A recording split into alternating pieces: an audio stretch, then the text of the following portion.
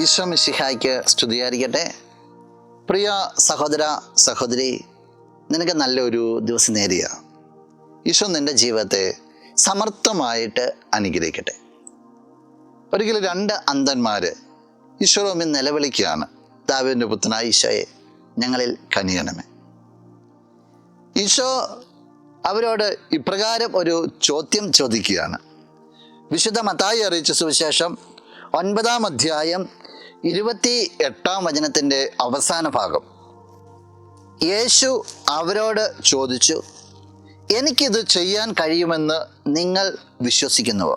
ഉവ്വ് കർത്താവേ എന്ന് അവർ മറുപടി പറഞ്ഞു. പക്ഷെ അവരോട് ചോദിക്കുകയാണ്, എനിക്കിത് ചെയ്തു തരാൻ കഴിയുമെന്ന് നിങ്ങൾ വിശ്വസിക്കുന്നുവോ? വളരെ പ്രാധാന്യമർഹിക്കുന്ന ഒരു ചോദ്യമാണ്. നീ നിന്റെ ദൈവത്തിൻ്റെ മുമ്പിൽ ഒരുപിടി പ്രാർത്ഥനകൾ, നിയോഗങ്ങളെല്ലാം സമർപ്പിക്കുന്നുണ്ട്. ഈ നിയോഗങ്ങൾ നടുവീഴുന്നതുകൊണ്ട് നിന്റെ ക്രിസ്തു നിന്നോട് ഇപ്രകാരം ചോദിക്കുന്നു എന്ന് വെക്കുക, ഇത് ചെയ്യാൻ എനിക്ക് സാധിക്കുമെന്ന് നീ വിശ്വസിക്കുന്നുവോ? കാര്യസാധ്യത്തിന് വേണ്ടി ഉപകർത്താവ് എന്നുള്ളതല്ല, അത് ജീവിതത്തിൽ സ്പഷ്ടമാക്കേണ്ട ഒന്നാണ്. ഉപകർത്താവേ, നിന്റെ ജീവിതത്തിൽ ദൈവം ഇടപെടും.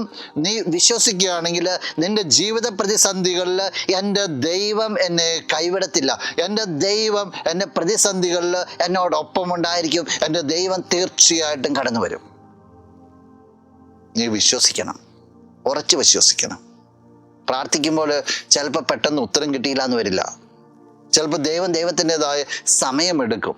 അവിടുത്തെ സമയത്തെ ഉത്തരം കിട്ടത്തുള്ളൂ. നീണ്ടു പോകുമ്പോൾ നിന്റെ മനസ്സ് പതറുവോ, അതോ കൂടുതൽ ശക്തിയോടുകൂടി നീ പ്രാർത്ഥിക്കുമോ, നീ വിശ്വസിക്കുമോ? എൻ്റെ കർത്താവ് തീർച്ചയായിട്ടും കടന്നു വരും. വിശ്വസിക്കുന്നവൻ അനുഗ്രഹം പ്രാപിക്കും. നമുക്ക് പ്രാർത്ഥിക്കാം. കണ്ണുകൾ അടച്ച് കരങ്ങൾ കൂപ്പാം. നല്ലവനായ കർത്താവേ, നിന്നെ അങ്ങ് സ്തുതിക്കുന്നു, ആരാധിക്കുന്നു, മഹത്വപ്പെടുത്തുന്നു. നിന്റെ നിറ സാന്നിധ്യത്തെ നന്ദിയോടുകൂടി ഓർക്കുകയാണ്. ഈശോയെ ഈ വ്യക്തിയെ അനുഗ്രഹിക്കണമേ എന്ന് പ്രാർത്ഥിക്കുകയാണ്. നിന്നിൽ അടിയുറച്ച് വിശ്വസിക്കുവാൻ, നീ ജീവിതത്തിലേക്ക് കടന്നു വരുന്നുള്ള ഉറച്ച നിലപാടിൽ എപ്പോഴും ആയിരിക്കുവാനായിട്ട് ഈ വ്യക്തിയെ നീ സഹായിക്കണമേ. ഈ ദിവസത്തിന് വേണ്ടതായ കൃപകൾ, അനുഗ്രഹങ്ങളെല്ലാം നൽകണമേ, ഇപ്പോഴും എപ്പോഴും എന്നേക്കും. ആമേൻ.